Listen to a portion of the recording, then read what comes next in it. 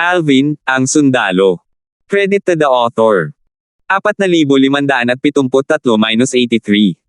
Ang mga pangalan po na nandito ay galing sa mga name generator. Kung meron man pagkakatulad sa mga pangalan ng tao o lugar at pangyayari, ito ay tunay na hindi sinasadya. Nakipag-isa si Alvin sa kanyang pamilya. Nasugatan si Tanya. Nanatili si Randy ng ilang sandali at casual na nakipag-usap kina Alvin at Berting.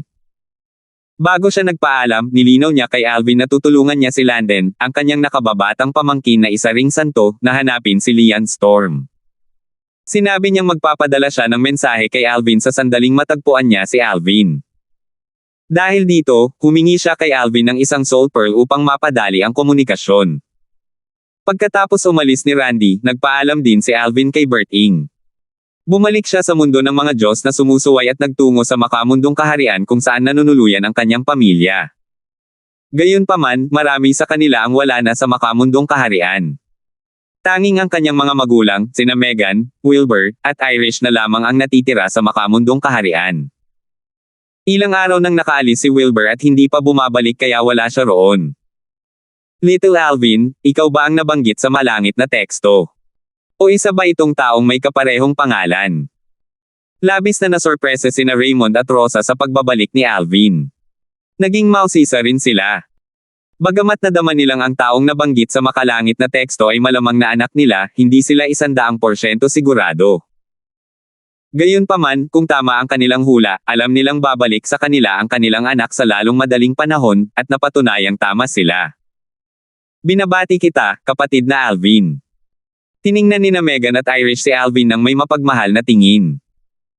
Ang kanyang tagumpay ay nagdulot sa kanila ng kapayapaan. Bagamat hindi nila ito naipahayag noon, palagi silang nag-aalala tungkol sa kanyang kaligtasan. Tutal, ang landas tungo sa pagiging isang kataas-taasang makapangyarihang tao ay puno ng panganib at paghihirap na nagbabanta sa buhay. Sayang at hindi nila siya matulungan.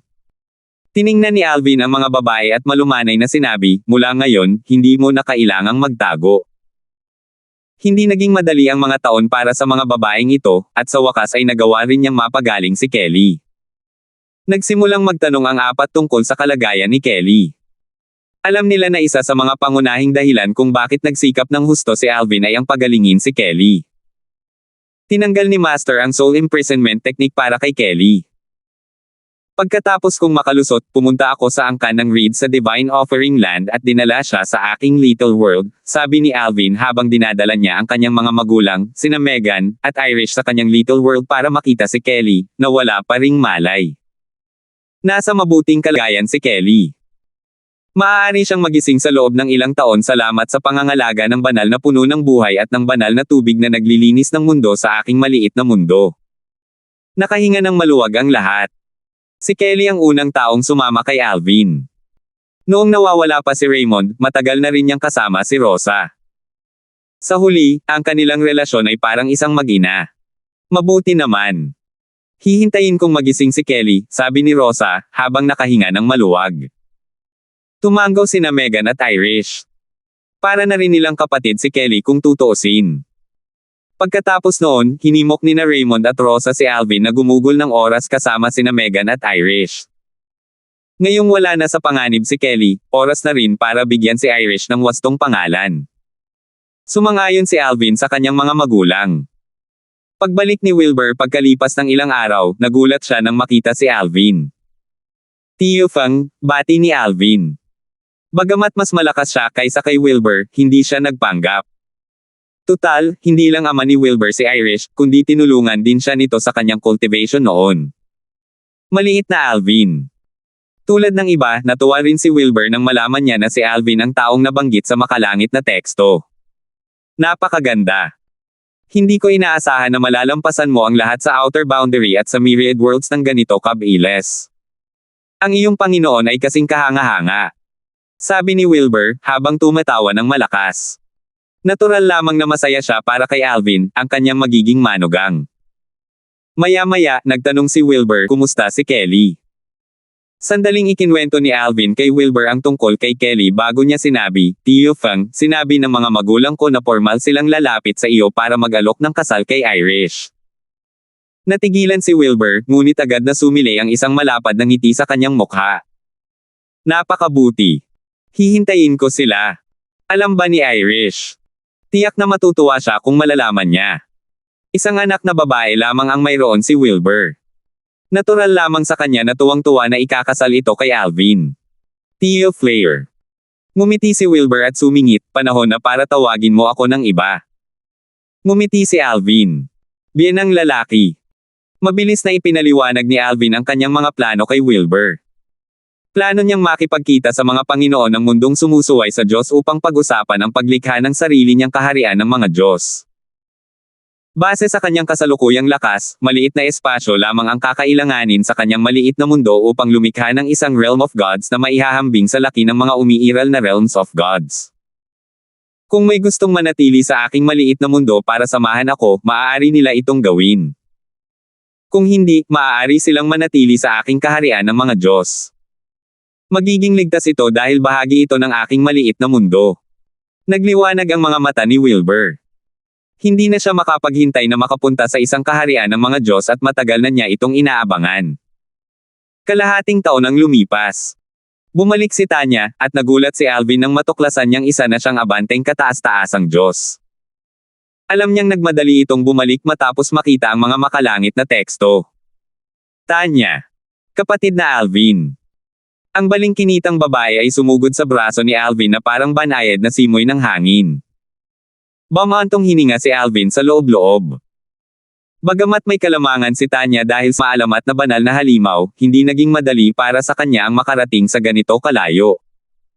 Alam niya ang dahilan sa likod ng kanyang kasipagan kaya naawa siya rito. Nasaktan ka ba? Hindi nagtagal at napansin niya na nagtamo si Tanya ng malubhang pinsala sa loob ng katawan. Napakalala nito na maging ang kanyang maliit na mundo ay nagkagulo. Madilim ang ekspresyon ni Alvin habang tinatanong siya kung sino ang nanakit sa kanya. Sinabi sa kanya ni Tanya na nang makita niya ang makalangit na teksto, alam niyang siya iyon. Kaya naman, agad siyang nagmadaling bumalik sa makamundong kaharian. Gayunpaman, habang naglalakbay pabalik, siya ay inatake. Mabuti na lang at nakatakas siya pagkatapos ng isang matinding labanan. Ang kanyang kalaban ay isang babaeng direktang inapo ng isang kataas-taasang makapangyarihang puwersa mula sa isang puwersang may ranggong demi-saint. Tila, ang kabilang panig ay inatake siya ng walang ibang dahilan kundi si Tanya na nakasuot ng belo.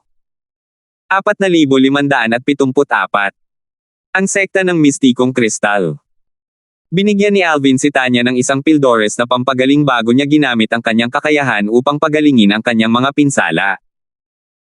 Malaki rin ang naitulong ng Divine Tree of Life at ng World Cleansing Divine Water sa paggaling ng kanyang mga pinsala. Sa huli, kailangan na lang niyang maghintay para tuluyang gumaling. Aabutin ng halos ilang buwan bago siya makabalik sa kanyang tugatog na estado. Habang pinapagaling ni Alvin si Tanya, natuklasan din niya ang isang banal na marka kay Tanya. Halata sa kanya na ito ay iniwan ng isang eksperto sa mga teknik sa kaluluwa. Kung muling hahakbang si Tanya papasok sa outer boundary, halos mapapansin ng kabilang panig ang kanyang lokasyon basta't nasa loob siya ng isang tiyak na distansya. Matapos tanggalin ang marka, nagtanong siya, na nag-aalab sa galit, Tanya, sigurado ka bang ang taong umatake sa iyo ay mula sa isang puwersang may ranggong demi-saint? Matagal na panahon na mula nang makaramdam si Alvin ng ganitong galit. Paano niya nagawang saktan si Tanya ng basurang yan? Kung wala siyang nakapagliligtas buhay na kalaban na iniwan ng maalamat na banal na halimaw, malamang ay namatay na siya. Kapatid na Alvin, huwag kang magmadaling maghayganti para sa akin. Kakabalik mo lang kaya dapat kang gumugol ng ilang oras kasama sina Tio Raymond, Tia Rosa, Sister Megan, at Sister Irish, sabi ni Tanya. Gaya ng dati, napakamaalalahanin ni Tanya. Gayunpaman, habang mas maalalahanin siya, mas lalong nababagabag si Alvin para sa kanya. Huwag kang mag-alala. Matatapos din yan sa isang araw. Sumama ka sa akin.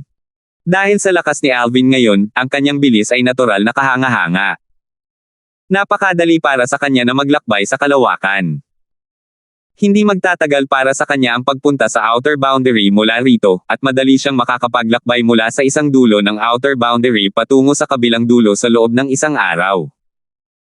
Ang Mystic Crystal Sect ay isang demi-saint rank force sa Sacred Wind Realm, na pinamumunuan ng Flower Moon Divine Sect, isang saint rank force.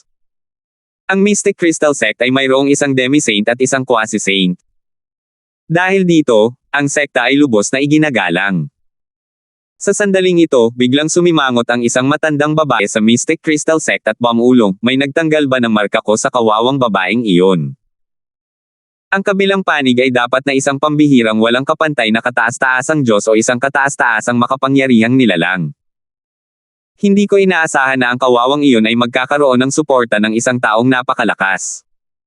Kailangan ko itong iulat agad sa batang binibini. Ang matandang babae ay lubos na may kumpiyansa sa kanyang mga soul technique. Bagamat hindi siya isang pambihirang walang kapantay na advanced Supreme God, itinuturing siyang walang kapantay sa mga nasa ilalim ng kaharian ng walang kapantay na advanced Supreme Gods. Nag-aral din siya ng mga soul technique sa loob ng maraming taon at marami na siyang nakamit. Tiwala siya na walang sino man sa o nasa ilalim ng kanyang kaharian sa outer boundary ang makakatalo sa kanya sa mga soul technique. Kahit na mayroong ganitong mga tao, sila ay kasing bihira ng balahibo ng Phoenix. Hindi nag-aksaya ng oras ang matandang babae at mabilis na iniulat ang bagay na ito kay Lucian, ang nag-iisang anak na babae ng Vice Sect Leader ng Mystic Crystal Sect. Ano? Sumimangot ang magandang mukha ni Lucian nang marinig ang ulat ng matandang babae. Maya-maya, humahamak siyang tumawa at sinabing, paano kung mayroon siyang suporta ng isang pambihirang walang kapantay na kataas-taasang Diyos o isang kataas-taasang makapangyarihang Diyos? Sa tingin mo ba ay maglalakas loob siyang maghiganti mula sa Mystic Crystal Sect? Bagamat ang ama ni Lucian, ang pangalawang pinuno ng sekta ng Mystic Crystal Sect, ay isa lamang antas isang Supreme Powerhouse, ang kanyang lolo sa tuhod ay isang antas apat na Supreme Powerhouse. Ang lasanto ng Mystic Crystal Sect. Ang kanyang lolo sa tuhod ay hinulaang magiging isang demi-saint sa loob ng wala pang 10,000 taon. Dahil dito, hindi maraming tao ang nangahas na saktan si Lucian. Ang mapanlinlang at mababang uri na yan. Paano niya ako nagawang baliwalain nang sinabihan ko siyang tanggalin ang kanyang belo? Iyon ang unang pagkakataon na nakilala ko ang isang taong nangahas na sumalungat sa akin. Sayang naman at nakatakas siya. Dahil nakatakas siya, ang taong nasa likod niya ay tiyak na isang napakalakas na kapangyarihan. Kahit ang isang pambihirang walang kapantay na kataas-taasang Diyos ay hindi kayang bigyan siya ng ganito kalakas na paraan ng pagliligtas ng buhay maliban kung makuha niya ito mula sa isang napakalakas na kapangyarihan. Bilang anak ng isang Supreme Powerhouse, natural lang na alam ni Lucian na mahilig ang mga makapangyarihang Supreme Powerhouse na mag-recruit ng mga pambihirang walang kapantay na mga advanced na Supreme Gods. Nang lumitaw ang kaisipang ito sa kanyang isipan, bahagyang kumunat ang kanyang noo, ngunit mabilis na nawala ang kanyang kunot noo. Paano kung may isang makapangyarihang kataas-taasang kapangyarihan na sangkot? Talaga bang gagawin nilang kaaway ang Mystic Crystal Sect para sa isang mababang babae? Naisip ni Lucian sa sarili na may ngisi sa kanyang mukha. Ang Jade Tide Heavenly Mansion at ang Asher Cloud Saint Sect ay matatagpuan sa Sacred Lightning Realm. Natural lang na alam ni Alvin ang tungkol sa Sacred Wind Realm, pero hindi pa siya nakapunta roon. Matapos siyang maging isang Supreme Powerhouse, plinano niyang dalhin ang kanyang pamilya para maglakbay sa outer boundary. Hindi niya inaasahan na ang una niyang pagbisita sa Sacred Wind Realm ay para sa paghihiganti. Kaya ang puwersang may ranggong demi-saint ay ang Mystic Crystal Sect sa Sacred Wind Realm. Nagliyab ang mga mata ni Alvin sa apoy ng galit, at ang kanyang aura ay nagyayelo. Sa loob lamang ng isang iglap, bumaba ang temperatura sa kanyang paligid. Gayunpaman, hindi niya hinayaang manig ang kanyang galit, at si Tanya na nakatayo sa tabi niya ay hindi naapektuhan. Nagulat at namangha ang mga tao sa paligid. Napakalakas. Isa ba siyang pinakamakapangyarihang tao? Bumalik si Alvin sa lungsod kung saan inatake si Tanya at muntik nang mapatay. Buong pagmamalaking inangkin ng salarin na siya ay mula sa Mystic Crystal Sect at inutusan ang kanyang nasasakupan na patayin si Tanya nang tumanggi si Tanya na tanggalin ang kanyang belo ayon sa utos. Mabuti, ang Mystic Crystal Sect ay nagmamay-ari ng maraming negosyo sa lungsod na ito. Tulad ng ginawa niya sa angkan ng Fuller, banihag ni Alvin ang isang taong namamahala sa mga negosyo ng Mystic Crystal Sect at pinilit ang kalaban na akayin siya patungo sa Mystic Crystal Sect. Hindi nagtagal at nakarating sila sa Mystic Crystal Sect. Ito ay matatagpuan sa isang bulubundukin, at ayon sa taong nahuli ni Alvin, ang pangunahing tuktok ay kung saan naglilinang ang mga matataas na opisyal at mga pangunahing disipulo ng sekta. Ngumisi si Alvin at itinaas ang kanyang kamay. Sa isang iglap, isang kulay abong palm seal ang lumitaw sa itaas ng pangunahing tuktok na parang kumpol ng maitim na ulap. Pagkatapos, ang langit ay naging madilim, na parang may paparating na bagyo. Boom!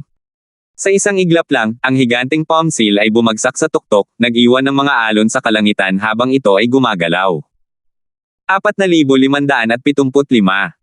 Walang kalalimang hukay. Lahat ng nasa Mystic Crystal Sect ay nagulat at natakot. Kahit ang mas malalakas na disipulo ay hindi nakaligtas sa mga damdaming ito ng kawalan ng pag-asa. Para bang naaamoy nila ang amoy ng kamatayan mula sa nakakatakot na pag-atake sa kalangitan. Boom! Isang malakas na ingay ang umalangaw-ngaw sa hangin nang bumagsak ang higanteng palm seal sa guarding formation ng Mystic Crystal Sect, na mabilis na na-trigger ng atake. Ang semi-translucent na harang ay kumikinang ng maliwanag, na tila hindi masisira. Nakahinga ng maluwag ang mga miyembro ng Mystic Crystal Sect nang makita nilang matagumpay na nahadlangan ng guarding formation ang atake. Nabalitaan ko na noon, nagawa ng ating sect guarding formation na harangan ang mga atake ng isang demi-saint sa loob ng kalahating araw. Sa wakas ay nasaksihan ko na ang lakas nito. Masasabi kong naaayon ito sa reputasyon nito. Maraming pangunahing disipulo ng Mystic Crystal ang namangha. Kasabay nito, ipinagmamalaki rin nila ang guarding formation ng kanilang sekta. Sa oras na ito, may isang malakas na nag-isip, nakakatakot na enerhiya. Malamang na isang demi-saint ang salarin. Maraming miyembro ang napanatag nang marinig nila ang haka-haka. Tutal, ang Mystic Crystal Sect ay mayroon lamang isang demi-saint at isang quasi-saint. Wala silang kapantay sa mga nasa ilalim ng realm ng mga saint. Sa kasamaang palad, ang mga ngiting bunga ng ginhawa sa pagkaligtas sa isang sakuna ay hindi nagtagal sa kanilang mga mukha. Halos hindi natagalan ng guarding formation ang atake ng 2 beses bago nagsimulang lumitaw ang mga bitek dito. Mabilis na kumalat ang mga bitek sa lahat ng direksyon bago nabasag ang harang. Boom! Ang nakatakot na pag-atake ay sumire sa guarding formation sa pamamagitan ng isang malakas na pagsabog na yumanig sa mundo. Agad na kumalat ang mga nakakatakot na shockwave sa lahat ng direksyon, na nagdulot ng kaguluhan sa paligid. Kasunod nito, isang malakas at mapang-ipong enerhiya ang bumalot sa pangunahing tuktok ng Mystic Crystal Sect. Sa oras na ito, isang malakas na boses ang umalangaw-ngaw mula sa kailaliman ng pangunahing tuktok. Ginoo, maaari ko po bang malaman kung sino kayo? Bakit ninyo inaatake ang Mystic Crystal Sect? Kasunod nito, may mga guhit ng liwanag na sumilay sa lahat ng direksyon, pinoprotektahan ang isang grupo ng mga tao na tumatakas mula sa pangunahing tuktok. Hindi nagtagal at may ilan pang mga tauhan ang sumama at pinrotektahan din ang mga tumatakas na tao. Umalangaw-ngaw sa hangin ang mga sigaw ng dalamhati at kawalan ng pag-asa. Sa huli, mahigit 100 katao ang nakatakas mula sa pangunahing tuktok. Ang alikabok na napukaw ng paulit-ulit na mga pag-atake ay sa wakas ay hamupa, na nagpapakita ng tuktok na napatapas. Hindi lamang ito napatapas, kundi mayroon na ngayong isang malaki at tila walang kalalimang hukay kung saan ito dating nakatayo. Nang makita ito, napanganga ang mga nakaligtas. Namula ang kanilang mga mukha. Sa wakas ay napagtanto nila kung gaano kalakas ang kabilang panig. Swoosh! Swoosh! Biglang lumitaw ang 2 figure sa itaas ng malaking hukay.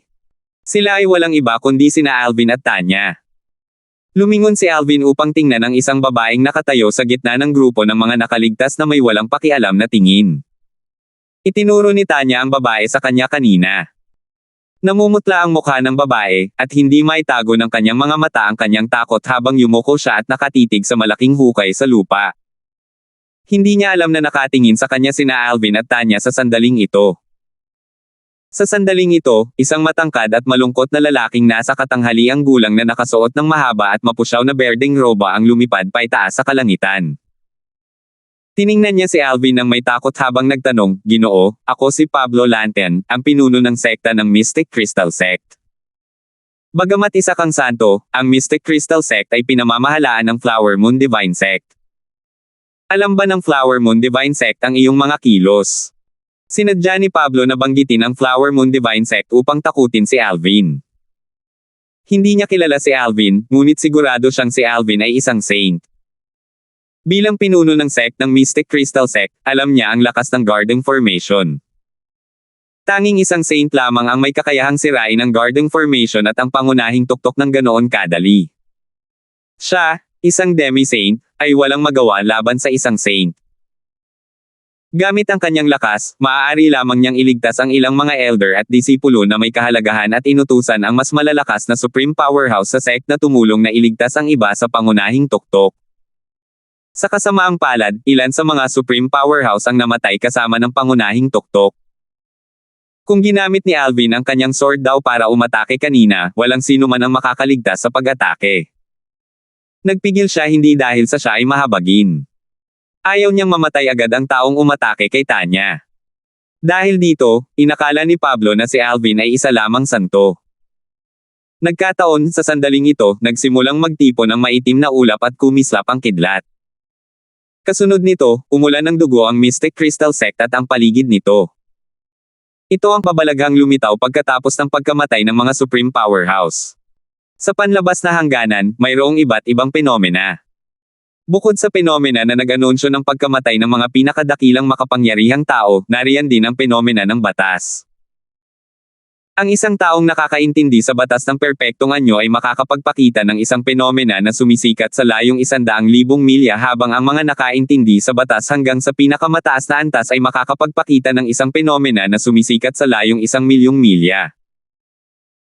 Kapag ang batas ng isang tao ay umabot sa pinakamataas na antas, ang batas ay babalik din sa pinakapundamental at totoong kalagayan nito.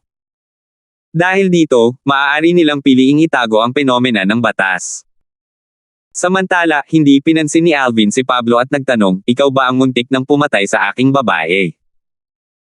Bago pa man magsalita si Alvin, nakabalik na sa kanyang katinoan si Lucian. Nakita ng matandang babaeng nakatayo sa likuran niya si Tanya at agad na nagpadala ng mensahe para alertuhan ito. Kumunat ang noo niya nang tumingin kay Tanya, ngunit nang masalubong niya ang galit na titig ni Alvin, lubhang nagbago ang ekspresyon ng mukha nito. Agad na nanlumo ang kanyang puso nang mapagtanto niyang may karelasyon si Tanya sa isang santo. Kasabay nito, sinundan ni Pablo at ng iba pang mga nakaligtas ang linya ng paningin ni Alvin at tumingin din kay Lucian.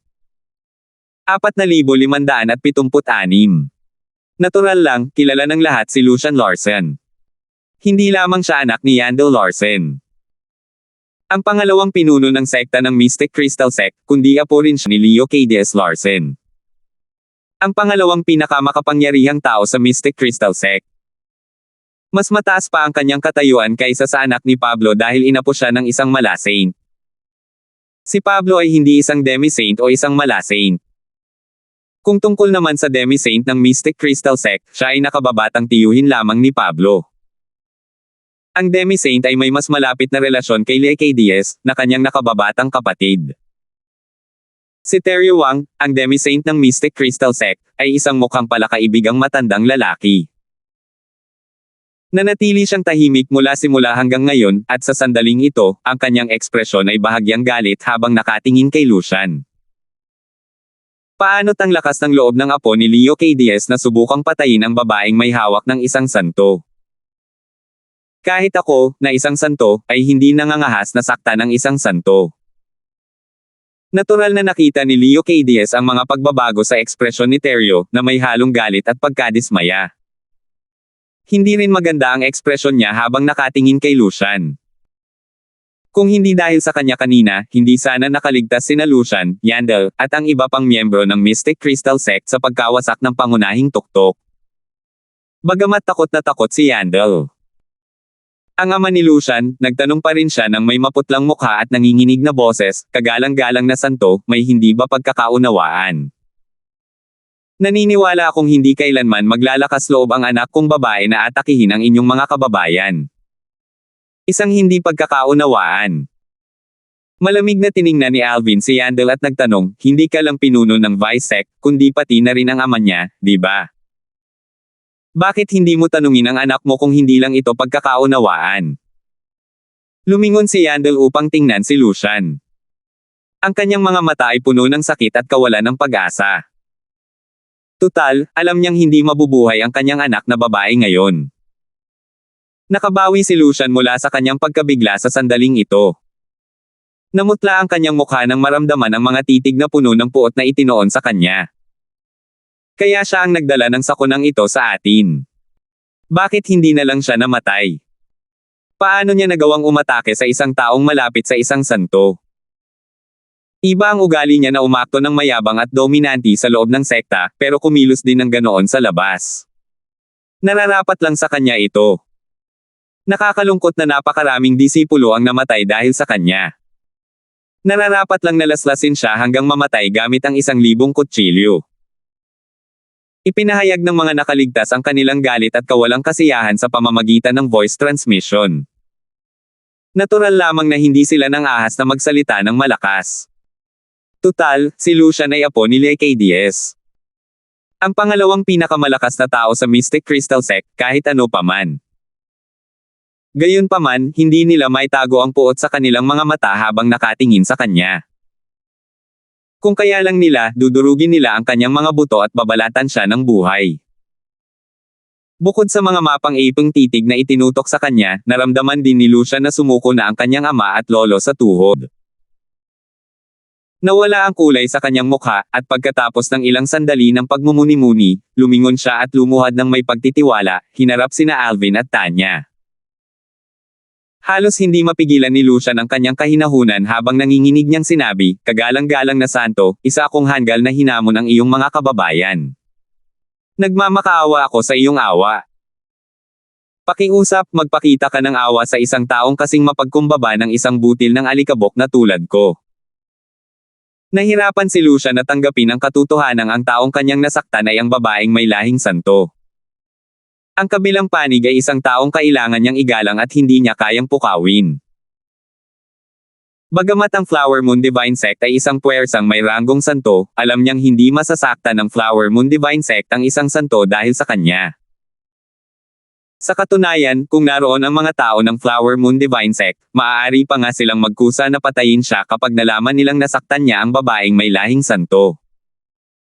Bagamat hindi pa sumasagot si Alvin, nararamdaman ni Lucian ang lumalaking balak nitong pumatay.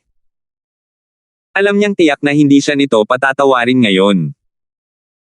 Dahil sa kawalan ng pag-asa, mabilis siyang lumingon at yumuko sa kanyang ama at lolo sa tuhod habang nagmamakaawa, "Ama, lolo sa tuhod.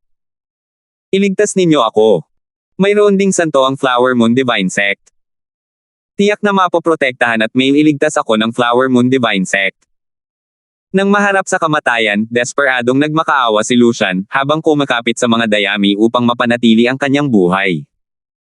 Pakiramdam niya ay mababaliw na siya sa sandaling ito. Samantala, bahagyang nagbago ang ekspresyon ni Yandel at Leokadies nang marinig nila ang mga salita ni Lucian. Tila kahit sa sandaling ito, hindi pa rin maintindihan ni Lucian ang kalagayang kinakaharap niya. Walang duda na gusto ni Alvin ang buhay niya. Ang mga salita niya ay lalo lamang magpapabagsak sa Mystic Crystal Sect. Pagkatapos ng ginawa niya, wala na silang ibang nagawa kundi ang iwanan siya. Sa pagkakataong ito, napangisi si Alvin. Pagkatapos, isang nakakatakot na enerhiyang pangkalawakan ang sumulpa at patungo kina Leokadies at Yandel. Agad na nagbago ang ekspresyon ng mukha ni Leokadies habang tila walang kamalay-malay si Yandel sa nangyayari. Pagkatapos, walang anumang babala, sumabog sila. Nagkalat ang dugo at mga piraso ng laman sa lahat ng dako at damapo sa mukha ni Lucian. Ngumisi si Alvin. Ang Flower Moon Divine Sect.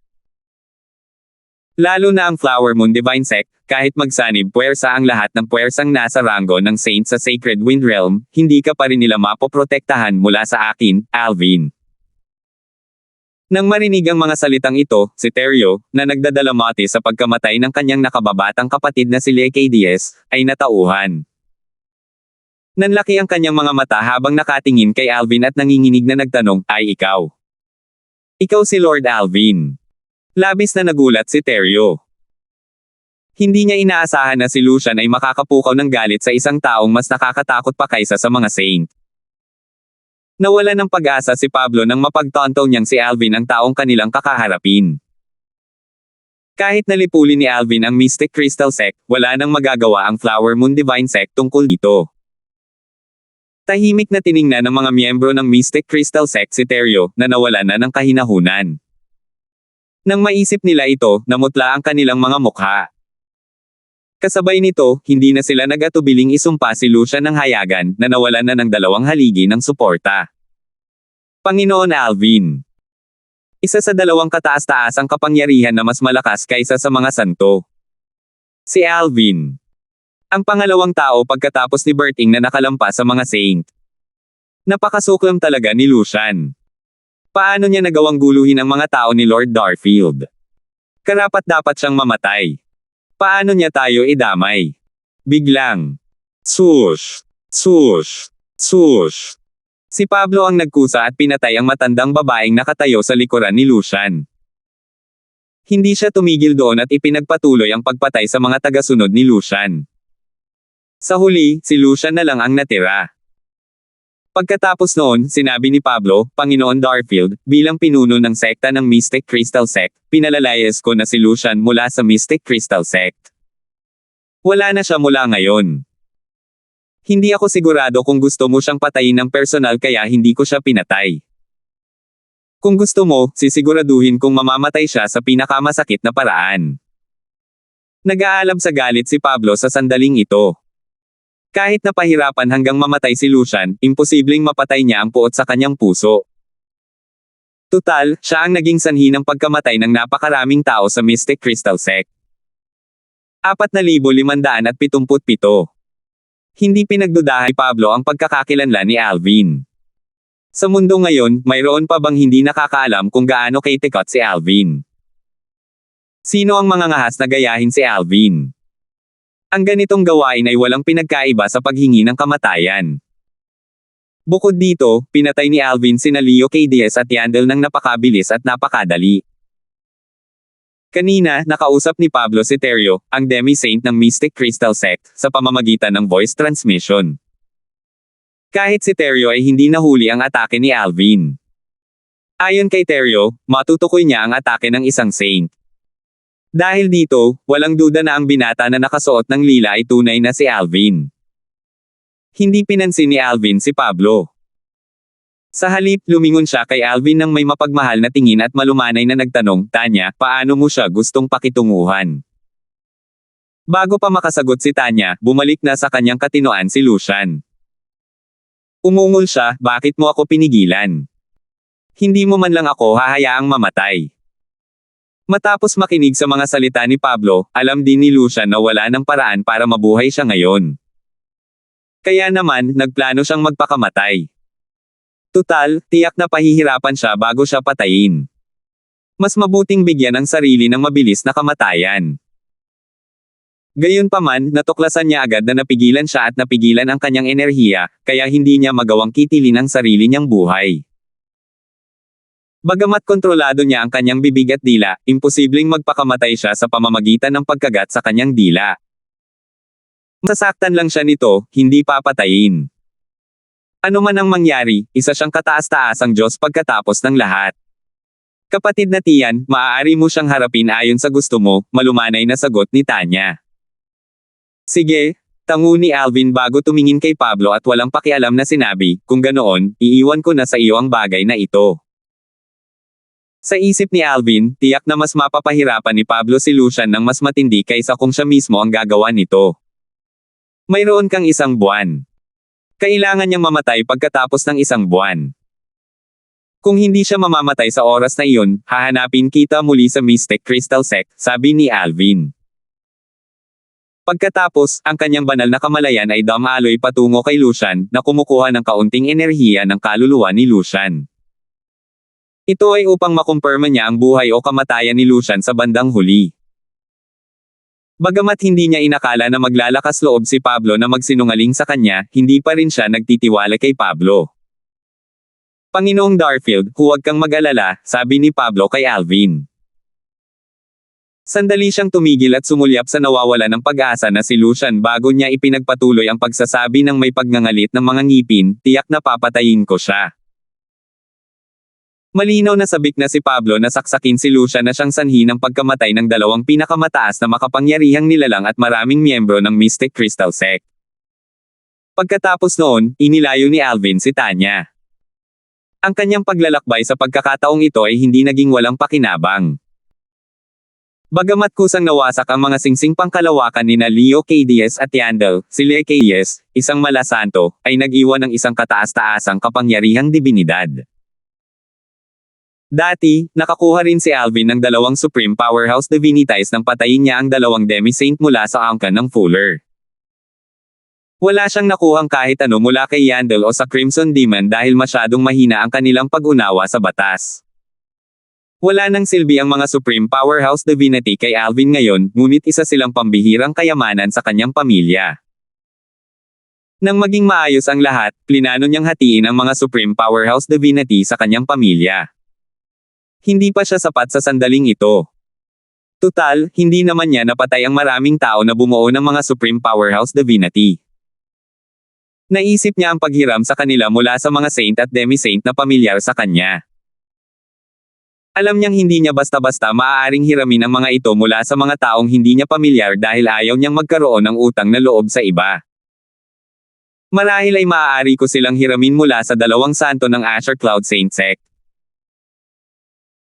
Sa palagay ko ay hindi sila tatanggi dahil ipinakita ko na sa kanila ang awa noon, naisip ni Alvin sa sarili, maaari ko rin silang hiramin mula sa mga nalalapit na World Supreme Powerhouses sa God-defying world tulad ni Mubay.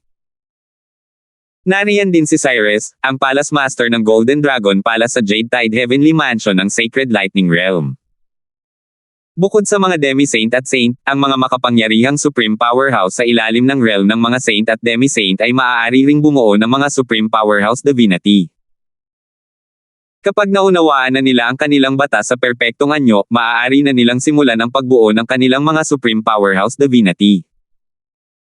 Matutulungan ng mga Supreme Powerhouse Divinities ang kanyang pamilya na mabilis na maunawaan ang kanilang mga batas. Noong nakaraan, salamat sa Supreme Powerhouse Divinity na iniwan ng isang Supreme Powerhouse na bihasa sa batas ng kalawakan, ang kanyang sariling batas ng kalawakan ay mabilis na umunlad. Maya-maya, napunta sa ibang usapan ang isip ni Alvin. Sana hindi ako bibiguin ni Pablo. Kung hindi, papatayin ko siya pagdating ng panahon. Sinaktan ni Lucian si Tanya. Natural lamang na ayaw ni Alvin na mamatay agad si Lucian. Umasa siyang pahihirapan siya ni Pablo bago niya ito patayin. Sa kaunting enerhiya ng kaluluwa nito, mararamdaman niya kung kailan namatay si Lucian.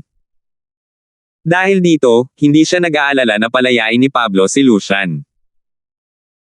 Para maging ligtas, bukod sa pagkuha ng kaunting enerhiya ng kaluluwa ni Lucian, nag-iwan din siya ng marka sa kaluluwa nito. Mahahanap niya ito basta't lumitaw ito sa lugar kung nasaan siya. Matapos ibalik si Tanya sa makamundong kaharian kung saan nanunuluyan ang kanyang pamilya, nag-iwan si Alvin ng isang doppelganger upang hintayin ang pagbabalik ng kanyang mga natitirang miyembro ng pamilya na wala. Para naman sa mga naroon, lahat sila ay nakapasok na sa Little World. Kasunod nito, hinanap ni Alvin si Mubay at ipinaliwanag ang layunin ng kanyang pagbisita. Panginoon Darfield, mabuti na lang para sa mundo ng mga Diyos na sumusuway sa Diyos na handa kang gawing kaharian ng mga Diyos ang isang bahagi ng iyong maliit na mundo. Sa pamamagitan nito, ang gwardya ng mundo ng mga Diyos na sumusuway sa Diyos ay lalong lalakas. Ano naman ito? Dahil mayroon kang pamilya sa lupang handog ng banal na Diyos, hihilingin ko sa Kanya na ilipat ang lahat ng nasa lupang handog ng banal na Diyos sa iyong maliit na mundo. Kung nais mo, maaari mong baguhin ang pangalan ng lupang handog ng banal na Diyos, sabi ni Mubay. Hindi masanay si Alvin sa magalang na pagtrato sa kanya ni Mubay. Kung tutuusin, malaki ang naitulong sa kanya ni Mubay noon. Sa madaling salita, malaki ang utang na loob niya kay Mubay. Gayunpaman, ayaw ni Mubay na kausapin siya ng basta-basta kaya wala siyang magagawa tungkol dito. Hindi na kailangang palitan ang pangalan. Tatawagin pa rin natin itong lupain ng mga banal na alay, sabi ni Alvin habang umiiling. Kasabay nito, nakaramdam siya ng pasasalamat sa mungkahi ni Mubay. Dahil dito, ang angkan ng Rids, kung saan nagmula si Kelly, ay mapapasailalim din sa kanyang kaharian ng mga Diyos. 4,578. Paglipat sa bagong lupain ng banal na alay. Ang paggamit ng isang bahagi ng maliit na mundo upang bumuo ng isang kaharian ng Diyos sa mundo ng mga Diyos na sumusuway ay hindi gaanong makakaapekto kay Alvin. Makakapag-teleport siya agad pabalik sa kahit saan sa mundo ng mga Diyos na sumusuway salamat sa koneksyon ng kaharian ng mga Diyos sa kanyang maliit na mundo. Kung bubuo ang isang tao ng isa pang kaharian mula sa kanyang maliit na mundo nang hindi ito ina-root sa isang mundo, ang kaharian ay hindi magtatagal. Gayunpaman, ang isang kaharian na nakaugat sa mundo ay mapapanatili ang pag-iral nito sa pamamagitan ng pagsipsip ng enerhiya ng kaharian mula sa isang mundo. Katulad ng outer boundary, ang mga kaharian sa lahat ng myriad worlds ay magkakahiwalay. Kaya naman, kung gusto ni Alvin na maglakbay patungo sa isang kaharian sa isang God-defying world, hindi niya ito magagawa agad. Gayunpaman, kapag ang kanyang realm of gods, na nabuo mula sa isang bahagi ng kanyang little world, ay naging isa sa mga formation ay sa God-defying world, makakabalik siya agad. Gamit ito, madali siyang makakabalik upang protektahan ang kanyang pamilya, mga kaibigan, at ang God-defying world kung sakaling magkaroon ng pagkakataon. Humingi na ako ng tulong sa ibang mga Panginoon. Tutal, hindi naman madaling bagay na ilipat ang lahat ng bagay sa lupain ng banal na alay papunta sa iyong maliit na mundo, sabi ni Mubay. Tumango si Alvin. Pagkatapos magpaalam ni Alvin kay Mubay, pumunta siya sa angkan ng Reeds sa lupain ng banal na alay at hinanap si Joshua, ang ikatlong Panginoon ng angkan ng Reeds, at si Adam, ang pinuno ng angkan ng Reeds, upang sabihin sa kanila ang tungkol sa kanyang plano. Ang angkan ng Reeds, kasama na ang pinakamataas na makapangyarihang angkan, ay natural na sumusuporta sa paglipat na ito sa realm of gods ni Alvin. Hanggat sila ay nasa isang realm of God, hindi mahalaga kung nasaan sila. Bukod dito, si Alvin ngayon ay mas malakas kaysa sa mga pinakamataas na makapangyarihang world. Natural na magandang bagay kung makakalipat sila sa kanyang realm of gods. Hindi tulad ni Adam na medyo nailang sa harap ni Alvin matapos lumakas si Alvin, casual pa rin ang kilos ni Joshua gaya ng dati. Matapos itong pag-isipan sandali, sinabi niya, Little Alvin, kapag ang balita tungkol sa Divine Offering Land ay ililipat na sa iyong realm of gods, natatakot ako na ang mga tao mula sa ibang mga realm ay susugod. Ang atraksyon ng pananatili sa realm of God ng isang taong lumampas na sa mga world supreme powerhouses ay masyadong malaki, kung tutuusin. Dahil dito, iminumungkahi kong ilihim mo ang bagay na ito kung maaari. Pinakamabuting huwag ipaalam sa mga tao na ang paglipat ng Divine Offering Land ay patungo sa iyong realm of gods. Bago pa makasagot si Alvin, tumango si Adam at sumabat, hindi ito basta-basta bagay. Kung lahat ay magtutungo sa inyong kaharian ng mga Diyos, lilikha ito ng kawalan ng balanse sa iba pang mga kaharian ng mga Diyos. Matapos makinig kina Joshua at Adam, napagtanto rin ni Alvin kung gaano kaseryoso ang bagay na ito. Bagamat hindi siya maaapektuhan ng bilang ng mga tao sa kanyang realm of gods, hindi rin masasabi ang pareho para sa iba pang realms of gods. Ang pagkawala ng populasyon ay tiyak na magdudulot ng mga kahihinatnan. Ang epekto ng ekonomiya ng realms of gods ay isa lamang sa mga kahihinatnan. Kakausapin ko si Lord Dolan tungkol dito, sabi ni Alvin at nakipag-ugnayan kay Mubay upang ipaalam ang mga alalahanin ni Joshua. Sumangayon din si Mubay na ito ay isang seryosong bagay. Sumangayon siya na mas makabubuting ilihim ang pagmamayari ng bagong lupang handog ng banal. Sapat nang sabihin na ang lupang handog ng banal ay pagmamayari na ngayon ng isa pang kataas-taasang makapangyarihang nilalang mula sa lupang sumusuway sa Diyos. Kasunod nito, sa tulong ni Mubay at ng iba pang nalalapit na kataas-taasang kapangyarihan sa mundo mula sa mundong sumusuway sa Diyos, nagsimula ang paglipat ng orihinal na lupain ng banal na alay patungo sa kaharian ng Diyos ni Alvin. Sa huli, lahat maliban sa banal na puno ng buhay sa banal na lupain ng alay ay inilipat sa bagong banal na lupain ng alay. Naging maayos ang buong proseso, at walang gaanong takot. Kung tutuusin, hindi naman ito negatibong nakaapekto sa mga naninirahan sa banal na lupain ng alay. Gayunpaman, mayroong isang maliit na insidente habang sila ay pandarayuhan. Ang pinakamataas na makapangyarihang nagmamay-ari ng orihinal na lupain ng banal na alay ay biglang nagpasya na manirahan sa kaharian ng mga Diyos ni Alvin at magtatag ng isang sekta matapos niyang malaman na ang bagong kaharian ng Diyos ay pag-aari ni Alvin. Pangarap niyang itatag ang kanyang sekta. Noong nakaraan, dahil sa kakulangan ng mga makapangyarihang bahay sa mundo ng mga Diyos na sumusuway, pinilit siya ni Mubay na lumikha ng isang kaharian ng mga Diyos. Ang paglipat sa lupain ng banal na alay ay kalahati ng natapos pagkatapos ng kalahating buwan. Sa oras na ito, si Berting, ang Panginoon ni Alvin, ay bumalik din mula sa outer boundary. Sa nakalipas na kalahating buwan, lahat ng pasukan sa outer boundary, sa 3 upper worlds, at sa 18 middle worlds ay natagpuan na. Dahil dito, hindi na makatuwiran para kay Berting na ipagpatuloy ang pagbabantay sa Heaven Traversing Pagoda. Nalaman ni Berting ang tungkol sa migrasyon pagkatapos niyang bumalik at tumulong din sa migrasyon. Sa tulong ng isa pang Level 7 Supreme Powerhouse, natural na bumilis ang pag-unlad. Sa loob ng wala pang isang buwan, sa wakas ay natapos na ang migrasyon. Ang mga tao sa lupain ng banal na alay ay hindi lubos na naapektuhan. Dahil hindi nagbago ang kapaligiran, hindi na nila kailangang matutong umangkop sa bagong lugar. Sa katunayan, ang mga hindi marunong noon ay hindi alam na lumipat na sila sa isang bagong lugar. Dapat kong itanim ang sanga ng banal na puno ng buhay sa angkan ng reeds. Ang kaharian ng Diyos ay nilikha mula sa isang bahagi ng maliit na mundo ni Alvin, ngunit ito ay hiwalay sa maliit na mundo. Dahil dito, walang banal na puno ng buhay sa kaharian ng Diyos. Kailangan ng kaharian ng mga Diyos ang banal na puno ng buhay upang makipagsabayan sa enerhiya ng mundo ng mga sumusuway sa Diyos upang protektahan ang mundo ng mga sumusuway sa Diyos. Dahil dito, nagpasya si Alvin na mag-iwan ng isang sanga ng banal na puno ng buhay sa bagong lupain ng mga alay na banal. Sus Mariosep. Matapos magugat sa angkan ng reeds, lumaki ito at naging isang matayog na puno sa loob lamang ng ilang araw. Ang kanyang banal na puno ng buhay sa kanyang maliit na mundo ay naging napakalakas din.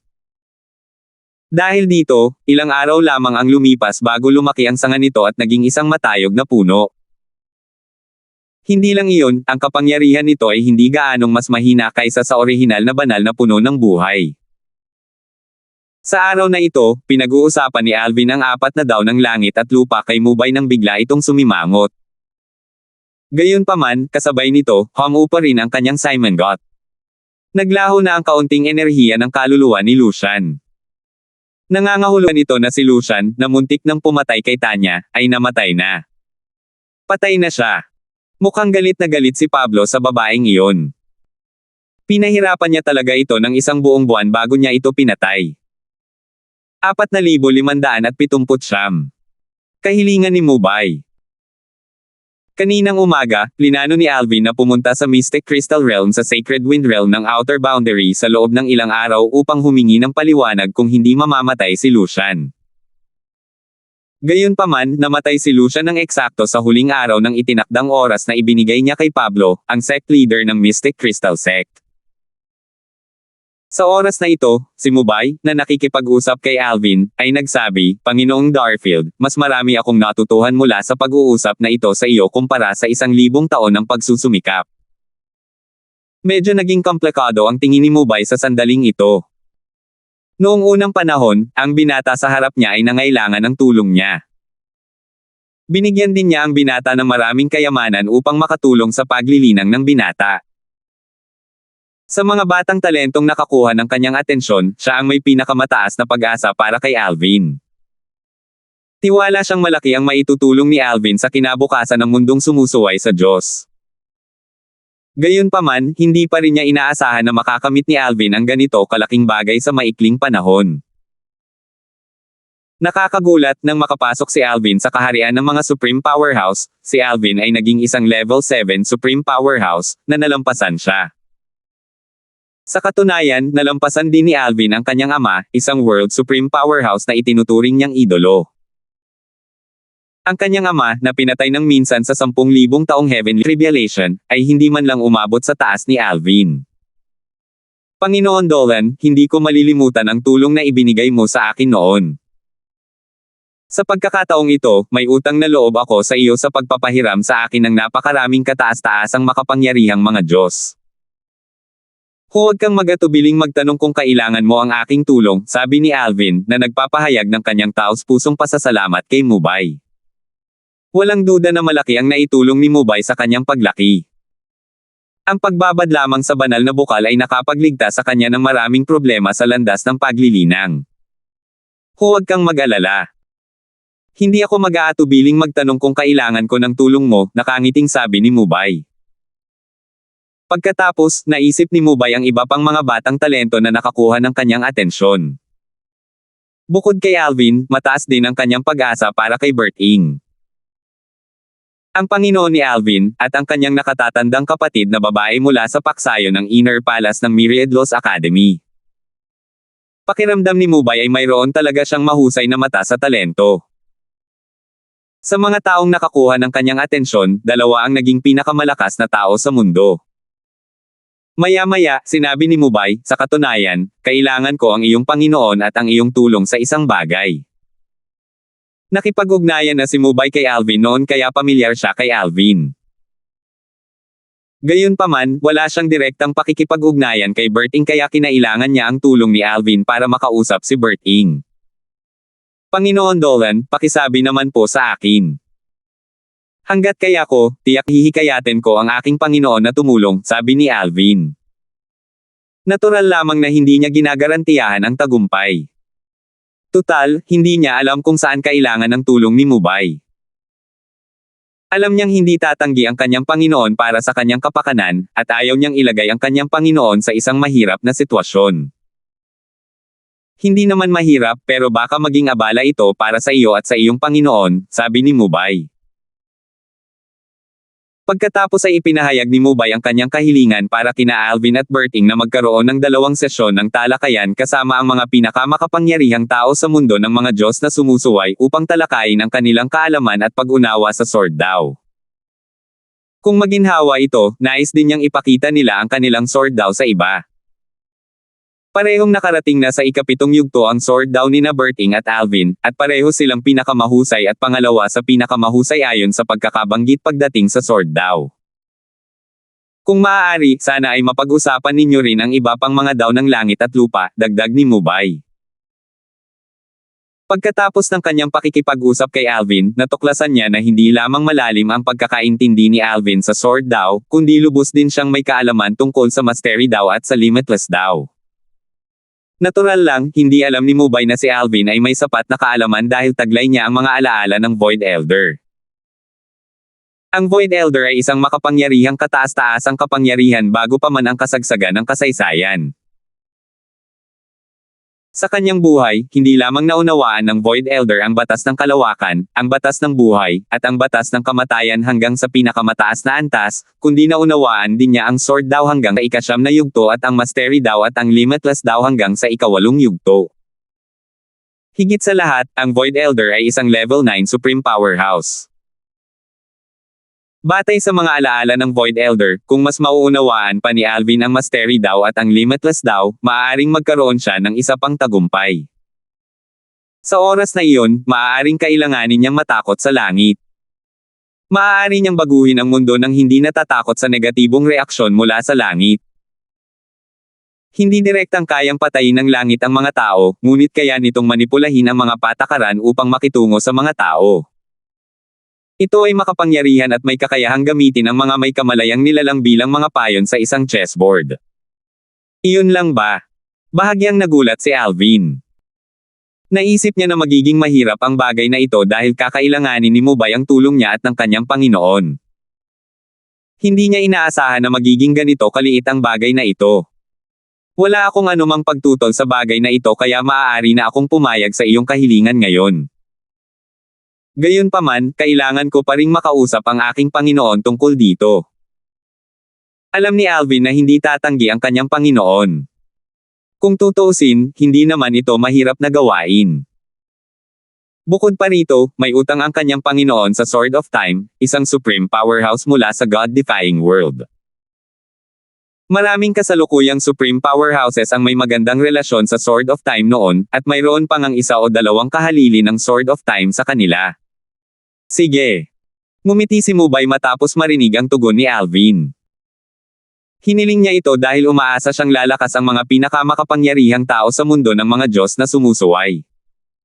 Naisip niya, nagawa ko na ang lahat ng aking makakaya. Nakasalalay sa iyo kung masasamantala mo ang pagkakataon at lalakas. Bilang isa sa mga Panginoon ng mundo ng mga Diyos na sumusuway, natural lamang na umaasa si Mubay para sa mas makapangyarihang mga tao sa mundo ng mga Diyos na sumusuway. Kung tutuusin, imposibleng umasa lamang kina Alvin at Berting. Siya mismo ay gusto ring lumakas. Umasa siyang makapasok sa kaharian ng mga World Supreme Powerhouse at maging sa kaharian ng Level 7 Supreme Powerhouse. Ito rin ang dahilan kung bakit niya hinanap si Alvin ngayon upang pag-usapan ang apat na daos ng langit at lupa. Malapit nang makapasok si Mubay sa kaharian ng mga World Supreme Powerhouse sa loob ng maraming taon dahil hindi niya magawa ang huling hakbang patungo sa kaharian na iyon. Gayunpaman, matapos makinig kay Alvin at kina Alvin at Berting sa hinaharap, tiwala siyang magiging isang World Supreme Powerhouse din siya tulad ng kanyang ama. Pagkatapos magpaalam ni Mubay kay Alvin, hindi niya ipinaalam sa iba ang tungkol sa kanyang plano. Tutal, hindi pa sumasang-ayon si Berting sa kahilingan. Kinabukasan, nagpadala si Alvin ng mensahe kay Mubay na nagsasabing pumayag si Berting sa kanyang kahilingan. Dahil dito, mabilis na ipinatawag ni Mubay ang iba pang mga kataas-taasang makapangyarihang nilalang sa mundo ng mga sumusuway sa Diyos. Nang magtipon ng lahat, sinabi niya sa kanila ang tungkol sa bagay na ito. Hindi na kailangang sabihin, labis na natuwa ang mga pinakamakapangyarihan. Ang ilan sa mga nag-aatubiling dumalo sa pulong kanina ay labis ding natuwa. Kasabay nito, nakaramdam sila ng ginhawa na nakadalaw sila sa pulong. Kung hindi, malamang ay napalampas nila ang isang magandang pagkakataon. 4,580. Pagkalipas ng ilang araw, sa kahilingan ni Mubay, sina Alvin at Berting ay nagkaroon ng pampublikong diskurso sa paglilinang kasama ang mga pinakamataas na makapangyarihang nilalang ng mundo ng mga sumusuway sa Diyos. Ang lugar ay sa bagong lupain ng mga banal na alay. Natural lamang, kakaunti ang nakakaalam na si Alvin ang may-ari ng bagong lupain ng mga banal na alay. Sa mga pinakamataas na makapangyarihang nilalang, tanging si Mubay, ang iba pang mga Panginoon ng mundo ng mga Diyos na sumusuway sa Diyos. Na mga napipintong pinakamataas na makapangyarihang nilalang sa mundo, ang pinakamataas na makapangyarihang nilalang ng angkan ng Rids, at ang dating may-ari ng lupain ng mga banal na alay ang may alam sa bagay na ito. Ang iba pang mga pinakamataas na makapangyarihang nilalang na walang alam sa bagay na ito ay inakala na ang lugar ay matatagpuan sa lupain ng mga banal na alay dahil sa angkan ng Rids. Tutal, alam ng lahat na si Natalie, ang batang binibini ng angkan ng Rids, ay asawa ni Alvin. Mga kababayan, maaga kayong nandito. May isang oras pa bago magsimula ang diskurso, di ba? Sa sandaling ito, isang mataba at matandang lalaki ang ngumiti at bumati sa ilang kakilala. Nagulat siya sa kanilang maagang pagdating. Akala niya ay maaga siya, ngunit sino ang mag-aakala na may iba pang dumating ng mas maaga kaysa sa kanya? Mag-uusap sina Lord Darfield at Lord Berting tungkol sa mga daw. Paano tayo hindi makakarating ng maaga? Sino ang nakakaalam kung magkakaroon pa ng ganitong pagkakataon sa hinaharap? Kaya nga ako pumunta 2 oras na ang nakalipas, natatawang sabi ng isang lalaking nasa katanghaliang gulang.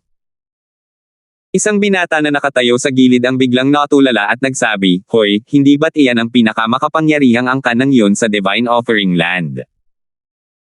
Naaalala ko na si Octavius, ang batang Panginoon ng Yun Clan, ay nagkaroon ng matinding alitan kay Lord Darfield, tama ba? Bahagyang napataas ng kilay ang matambok na matandang lalaki, nagulat. Hindi niya inaasahan na magkakaroon ng lakas ng loob ang kalaban na lumapit. Ang pinakamataas na makapangyarihang nilalang ng angkan ng yun ang tanging pinakamataas na makapangyarihang nilalang sa angkan, at siya rin ang ninuno ng angkan ng yun. Noong nakaraan, ang pinuno ng angkan ng yun. Na ama rin ni Octavius, ay nagmungkahi na agawin niya ang likido mula sa banal na bukal kay Alvin. Gayunpaman, alam niyang ang likido mula sa banal na bukal ay galing kay Mubay kaya wala siyang lakas ng loob na kumilos. Dahil dito, hindi niya pinansin ang mungkahi ng pinuno ng angkan ng yon. Ang gulo talaga ng gaskasing yun. Kasabay nito, natural na nararamdaman ng kataas-taasang makapangyarihang angkan ng yun ang pagkahiwalay ng lahat.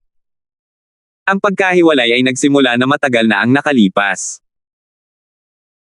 Nang ipahayag ng makalangit na teksto na si Bert Ing, ang Panginoon ni Alvin, ay naging unang antas 7 kataas-taasang makapangyarihang angkan pagkatapos ng makasaysayang agwat, ang iba pang mga kataas-taasang makapangyarihang angkan ay nagsimula na dumistansya mula sa kanya matapos malaman ang tungkol sa alitan sa pagitan ni Alvin at ng angkan ng yun.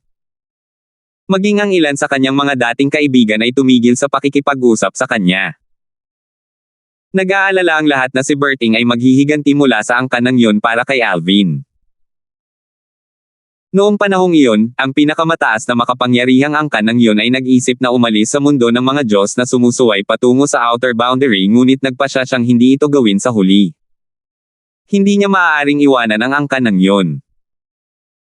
Maraming taon na ang nakalilipas noong siya pa ang pinuno ng angkan ng yun, nangako siya sa kanyang lolo na poprotektahan niya ang angkan ng yun at mabubuhay at mamamatay siya kasama ang angkan. Bukod dito, hindi niya kinukonsinti ang pag-uugali ni Octavius noon, at hindi rin niya sinunod ang mungkahi ng ama ni Octavius, ang kasalukuyang pinuno ng angkan ng yun.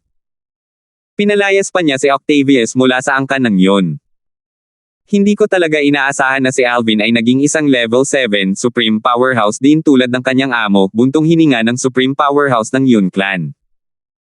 Kasabay nito, lalo siyang nadismaya kay Octavius. Bakit niya ginalit ang young miss ng angkan ng Reeds nang walang dahilan? Nagdudulot lang ng gulo si Octavius sa Yun Clan. Kasabay nito, narinig ng pinakamakapangyarihang angkan ng yun ang mga bulungan sa kanyang paligid. Walang sino man ang nangangahas na lumapit kay Godfrey. Kung gusto ni Lord Darfield na makipag-ayos sa kanya, tiyak na mamamatay siya. Ang angkan ng yun ay mapapahamak din. Sa katunayan, buting tao si Godfrey. Natulungan ko na siya noon. Hindi niya ito nakalimutan at malaki ang naitulong niya sa akin bilang kapalit. Nakakalungkot na nasaktan ng nakababatang henerasyon ng angkan ng yun si Alvin. Wala akong ibang magawa kundi ang dumistansya para maiwasan ang masangkot. Naiintindihan naman yan. Sino ba ang maglalakas loob na lumapit sa kanya ngayon? Makalipas ang halos kalahating oras.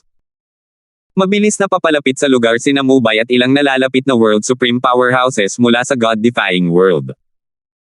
Ang iilang nalalapit na World Supreme Powerhouses ay lubos na nagpapasalamat kay Mubay at hindi nag-atubiling ipahayag ito. Lahat sila ay nasugatan sa iba't ibang antas noong kanilang nakaraang minsan sa 10,000 taong heavenly tribulation. Kung hindi sila uunlad at hindi makakarating sa kaharian ng World Supreme Powerhouses, kahit na makaligtas sila sa kanilang paparating na heavenly tribulation, tiyak na mamamatay sila sa susunod na yugto.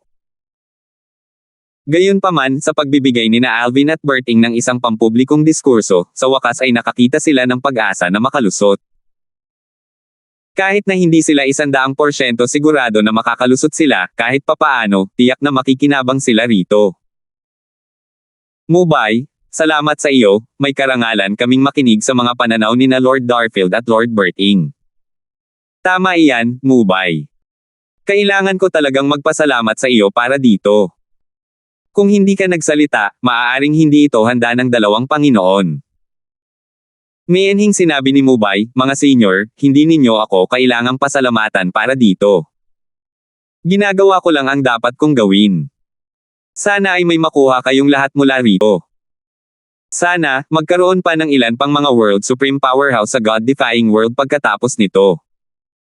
Hindi nagtagal ay dumating na sina Mubay at ang iba pa sa lugar. Ang lugar ay ang malawak na lambak sa kabundukan sa likod ng ari-arian ng angkan ng Reeds.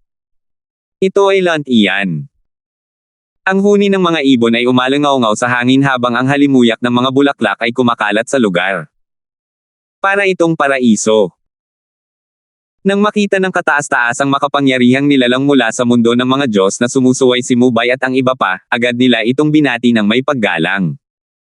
Pagbati, mga Ginoo. Kung isasantabi sina Berting at Alvin, sina Mubay at ang iba pang mga Panginoon ang pinakamalakas na tao sa mundo ng mga Diyos na sumuway. Lahat sila ay malapit ng maging mga makapangyarihang tao sa mundo at iginagalang noon at ngayon. Nandito kayong lahat kanina. Tumawa ang isang matandang lalaking may puting balbas na nakatayo sa tabi ni Mubay. Casual lang siya. Dati, kahit noong isa siya sa pinakamalakas na tao sa mundo ng mga sumusuway sa Diyos, hindi siya nagmamayabang. Natural lang na hindi siya nagmamayabang ngayon dahil may mas malakas pa sa kanya sa mundo ng mga sumusuway sa Diyos na madaling makapatay sa kanya gamit lang ang isang daliri. Lumipas ang kalahating oras bago lumitaw ang dalawang figure na magkatabi. Pagbati, Panginoong Alvin. Pagbati, Lord Berting. Sa pangunguna ni Mubay at ng iba pang mga Panginoon ng mundong sumusuway sa Diyos, ang grupo ng mga kataas-taasang makapangyarihang nilalang ay magalang na bumati kina Alvin at Berting. Bigla, isang figure ang biglang sumugod patungo kay Alvin sa bilis ng kidlat. Biglang lumapit si Mubay, at agad na hinaranggan ang daanan ng kabilang panig. Malungkot niyang tinanong, Godfrey, ano ang sinusubukan mong gawin? 4,581. May bahid ng balak pumatay na makikita sa mga mata ni Mubay nang tumingin siya kay Godfrey. Ngayon ang araw na ibabahagi ni Alvin at Berting ang kanilang mga pananaw at kaalaman sa mga pinakamakapangyarihang tao sa mundo ng mga Diyos na sumusuway. Ito ay isang minsanang pagkakataon sa buhay, at hindi niya hahayaang mangyari ang anumang aksidente. Panginoong Dolan, ako. Tumigil si Godfrey sa paglalakad at ngumiti ng mapait kay Mubay, na hamarang sa kanyang daan. Magpapaliwanag na sana siya nang bigla siyang naputol. Godfrey, ano ba ang sinusubukan mong gawin? Kung ayaw mong makinig kina Lord Darfield at Lord Berting, umalis ka na. Godfrey, kung balak mong manggulo kina Lord Darfield at Lord Berting, dapat kayong umalis ng angkan ng iyon sa mundo ng mga sumusuway sa Diyos. Hindi kayo malugod na tinatanggap ng angkan mo sa mundo ng mga sumusuway sa Diyos.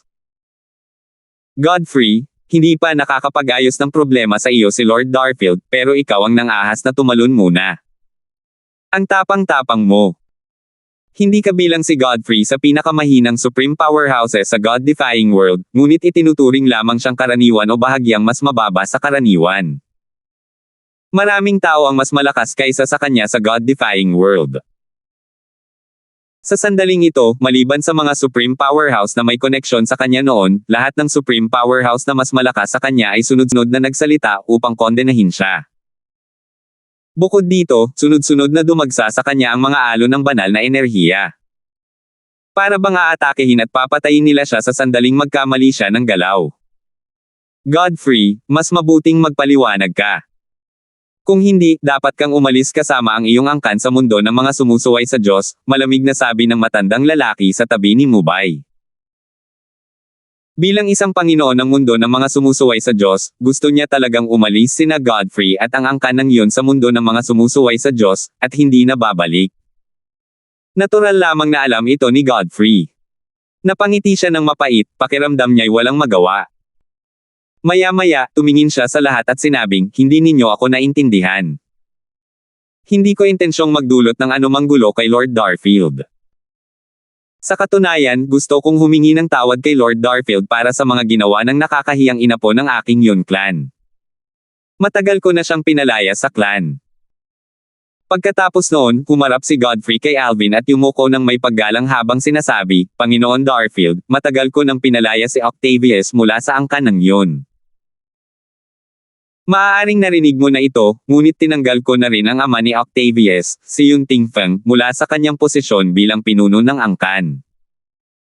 Gaya ng kasabihan, huwag mong ibigay ang pamalo, palayasin ang bata. Tumakas si Octavius, ngunit ikinulong ko ang kanyang ama sa angkan ng Yun pagkatapos ng paglipat sa bagong lupain ng banal na alay. Ibibigay ko siya sa iyo upang harapin, Panginoon Darfield. Kung gusto mo, sabihin mo lang, at agad ko siyang tatapusin pagbalik ko sa angkan ng Yun. Same time na nagsalita si Godfrey, puno ng pagnanais na mabuhay. Hindi pinansin ni Alvin si Godfrey kanina kahit nakita niya si Godfrey na papalapit sa kanya. Kung tutuusin, si Godfrey ay isa lamang ordinaryong supreme powerhouse at hindi nagbabanta sa kanya. Gayunpaman, ngayon niya lang nalaman na ang kabilang partido ang Supreme Powerhouse ng Yun Clan sa Divine Offering Land. Hindi napigilan ni Alvin ang mapabuntong hininga nang marinig ang mga salita ni Godfrey. Ito ay tunay na isang mundo kung saan ang malalakas ay iginagalang. Noon, si Octavius ay kumilos ng mayabang sa harap ni Alvin. Gayunpaman, nang malaman ng ninuno ng angkan ng Yun na nakuha ni Alvin ang likido mula sa banal na bukal mula kay Mubay. Dahil sa takot sa mga kahihinatnan ng ginawa ni Octavius, pinalayas niya si Octavius mula sa angkan ng Yun. Matapos maging isang level 7 Supreme Powerhouse si Alvin at malampasan ang mga World Supreme Powerhouse, ang ninuno ng Yun Clan ay nagkusa rin na tanggalin si Yun Tingfeng sa kanyang posisyon bilang clan leader ng Yun Clan. Narinig ni Alvin ang tungkol sa mga bagay na ito mula kay Joshua. Dahil dito, wala siyang planong gumawa ng kahit ano sa angkan ng Yun kahit nataglay niya ang lakas upang madaling lipulin ang angkan ng Yun. Bukod dito, alam din niya na walang sino man sa mundo ng mga sumusuway sa Diyos ang tututol sa kanyang mga aksyon kung gagawin niya ito. Tumingin si Alvin kay Godfrey at walang ekspresyong sinabi, maaari mo siyang harapin ayon sa gusto mong mangyari. Bukod doon, kailangan mo ring harapin ang iba pang miyembro ng angkan ng Yun na kumilos laban sa akin noon. Wala akong planong kumilos laban sa mga taong walang masamang intensyon laban sa akin. Labis na nagulat si Godfrey nang marinig niya ang mga salita ni Alvin. Mabilis niyang sinabi, Panginoong Darfield, huwag kang mag-alala. Iimbestigahan ko ng mabuti ang bagay na ito pagkatapos kong bumalik sa angkan ng Yun. Tiyak na bibigyan kita ng kasiya siyang paliwanag. Nagulat si Godfrey sa kung gaano kakatwiran at kabait si Alvin. Hindi lamang pinili ni Alvin na pakawalan ng inosente, kundi hindi rin siya inutusan ni Alvin na umalis kaagad. Sa sandaling ito, dagdag ni Alvin, kapag nahanap ko si Octavius sa hinaharap, tiyak na papatayin ko siya. Nang marinig ito, walang awang sinabi ni Godfrey, ang gago mong yan. Kapag nahanap ko siya, hahayaan ko siyang mamatay ng walang mapaglilibingan. Galit na galit si Godfrey kay Octavius. Tutal, muntik nang masira ni Octavius ang buong angkan ng Yun. Napagpasyahan niyang tanungin ng mabuti si Yun Tingfeng pagkatapos niyang bumalik sa angkan ng Yun upang malaman kung sino pa ang sangkot sa bagay na ito at kung ano pa ang nagawa. Alam niyang hindi pa tapos ang krisis. Matatapos lamang ito kung hahawakan niya ng maayos ang bagay na ito. Panginoong Darfield, tunay kang mapagbigay. Kung sakaling maglakas loob si Godfrey at ang angkan ng Yun na manggulo sa hinaharap, tiyak na hindi ko sila bibitawan. Sabi ng isang makapangyarihang tao sa pagtatangkang makuha ang pabor ni Alvin. Ipinahayag din niya ang kanyang kahandaang bantayan ang angkan ng Yun. Pagkatapos noon, sumunod din ang ilang mga makapangyarihang tao na nagpahayag ng kanilang kagustuhang tulungan si Alvin. Kasabay nito, nang makitang walang balak si Alvin na gumawa ng kahit ano kay Godfrey, isang makapangyarihang tao na nagkaroon ng magandang relasyon kay Godfrey noon, ay sinabi niya sa pamamagitan ng voice transmission, kapatid na Yun, binabati kita sa paglampas sa kalamidad na ito.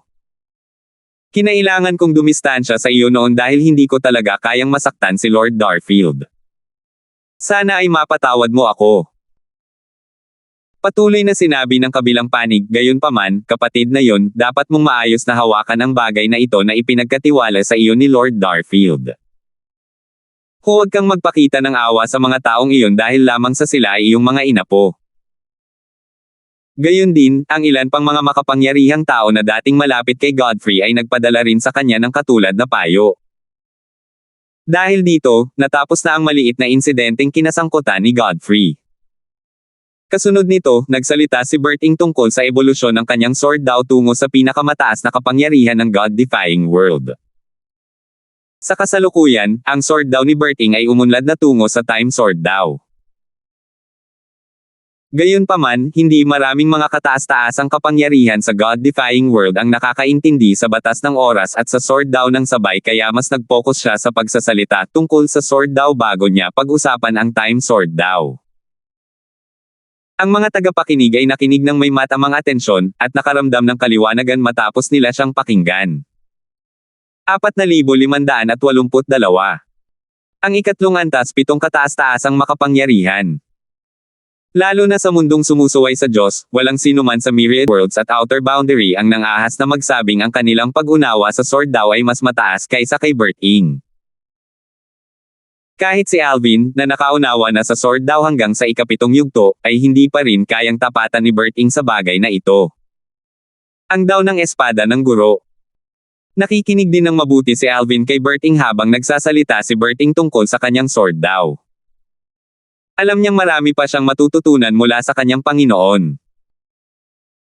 Bagamat iisa ang pinagmulan ng sword daw ni na Alvin at Berting, sa paglipas ng panahon, ang sword daw ni Alvin ay lumaganap sa ibang direksyon ayon sa batas na kanyang naunawaan, na siyang batas ng kalawakan. Gamit ang mga alaala ng Void Elder, ganap niyang nalikha ang isang bagong landas para sa kanyang sword daw. Gayunpaman, abala pa rin si Alvin sa pakikinig kay Berting. Tutal, sa kabila ng pagkakaiba sa kanilang sword daw, malaki pa rin ang nakinabang sa pakikinig kay Berting.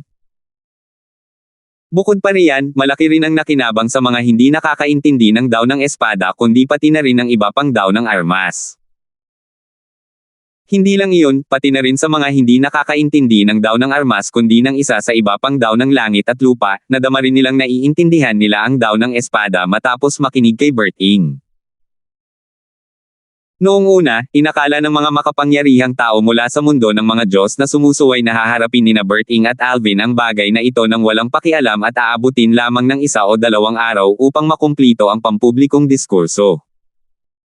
Sa hindi inaasahan, inabot ng 3 araw at 3 gabi para lamang matapos magalita si Berting. Maliit na Alvin.